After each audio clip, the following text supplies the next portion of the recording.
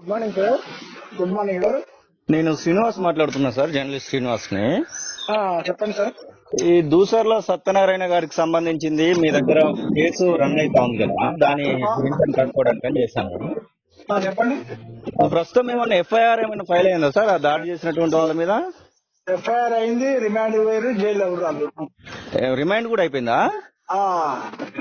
అంటే ఇప్పుడు మామూలుగా చిన్న కేసులు పెట్టారన్నట్టుగా కొన్ని ఏదో వినికిడి వినబడింది, అందుకోసమని.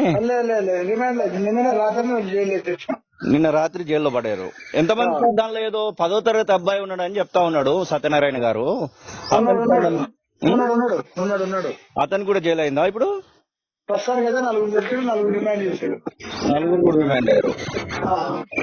ఏమని తేలింది సార్ అసలు మీ ఎంక్వైరీలో ఏమని తేలింది? వాళ్ళు ఏమన్నా భూమి కబ్జా చేద్దాం అనుకున్నారా, లేకపోతే కేవలం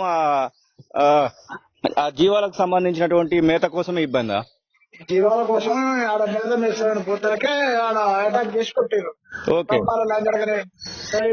మనకు అడ్డ వస్తున్నా అని చెప్పి చేసుకొని మన గుర్రం మేపయ్యాడు, గుర్రం మేపుకోవాలి, ఇడిపోతే మన గుర్రం మేపుకోవచ్చు అనే ఉద్దేశం అంతే. 20 ఏళ్ల నుంచి జరుగుతున్నట్టుగా చెప్తా ఉన్నారు సత్యనారాయణ గారు. అదే రగడ 20 ఏళ్ల నుంచి అంటే అది గతంలో మేపుకుంటారు, అది జనరల్ ఓపెనింగ్ ఉంది కాబట్టి లేనప్పుడు మేపుకుంటారు, వస్తుంటారు, పోతుంటారు అట్లా. అదే మిగిలిన 4 గురించి ఏమన్నా ఎంక్వైరీ నడుస్తా ఉందా సార్? ఉన్నది అలా అబ్స్టాండింగ్ ఏమన్నా టీమ్స్ ఏర్పాటు చేశారా మరి? టీమ్స్ వాళ్ళని అరెస్ట్ చేస్తానికి ఉన్నది. Okay sir. ఏమన్నా మరి సత్యనారాయణ గారికి ఏమైనా మీరు స్పెషల్ గా, అంటే మేము నిమ్స్ కి వెళ్ళినప్పుడు మాత్రం ఒకరిద్దరు మీరు ఎవరు కానిస్టేబుల్ అని పెట్టినట్టున్నారు ప్రొటెక్షన్ కింద. కంపల్సరీ ఉంటారా? Okay sir. ఏమైనా వాకప్ చేశారా హెల్త్ గురించి సత్యనారాయణ గారికి సంబంధించి?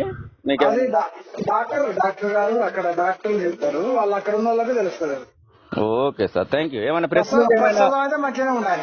అదే బాగానే ఉన్నాడు, మేము కూడా కలిసాము. మా 4 రిమైండ్ అయ్యారు, 4కి మాత్రం ఇంకా ఎతుకుతున్నారు మీరు. Okay sir, thank you.